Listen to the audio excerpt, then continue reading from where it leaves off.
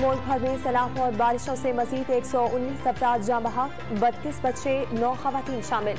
मरने वालों की तादाद 1033 हो गई। सबसे ज्यादा 347 अमवात सिंध में हुई। वजीर आजम आज जाफराबाद के सैलाब से मुतासरा गाँव अल्लाडिनो का दौरा करेंगे। शिकारपुर समेत सिंध के कई शहरों का फिजाई जायजा भी लेंगे।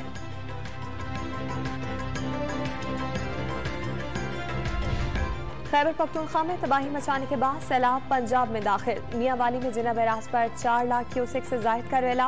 कच्चे के इलाके जेरे आब आ गए।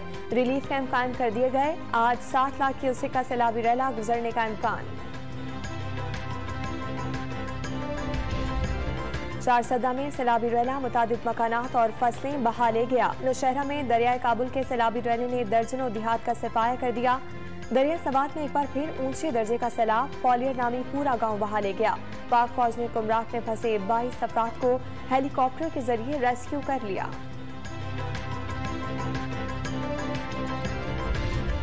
डेरा इस्माइल खान में सैलाब से 9 लाख मकान और इमारतें तबाह। 250 से ज्यादा गाँव मुतासिर। 40,000 एकड़ पर खड़ी फसलें तबाह। 35,000 खानदानों में इमदादी सामान तकसीम किया गया। ठट्ठा में दरिया सिंध में तोगयानी से इजाफे की वजह से सोंडा में सैलाबी सूरत हाल। मुतादिद लोग फंस गए। खैरपुर पानी में डूब गया। 3000 से ज्यादा खानदान मुतासिर। हैदराबाद में सड़कें बदस्तूर ज़ेरे आब। कंदकोट में हजारों अफराद बेघर हुए। बलोचिस्तान में सैलाब और बारिशों से मरने वालों की तादाद 242 तक पहुंच गई। 61,000 से ज्यादा मकान गिर गए। हजारों शाहराहें मुतासिर। 18 पुल तबाह हुए। 1.5 लाख के करीब मवेशी हलाक। 2 लाख एकड़ पर खड़ी फसलें तबाह।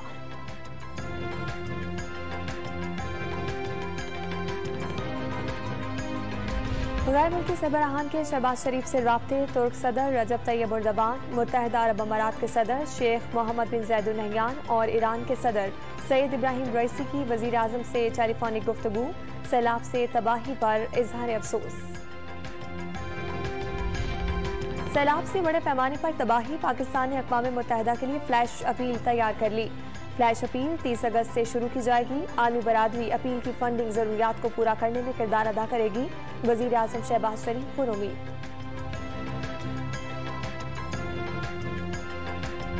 और एशिया कप में पाकिस्तान और भारत के दरमियान आज मुकाबला होगा। बड़े मुकाबले के लिए दोनों टीमों की तैयारियां मुकम्मल। कप्तान बाबर आजम जीत के लिए पुरअज़्म।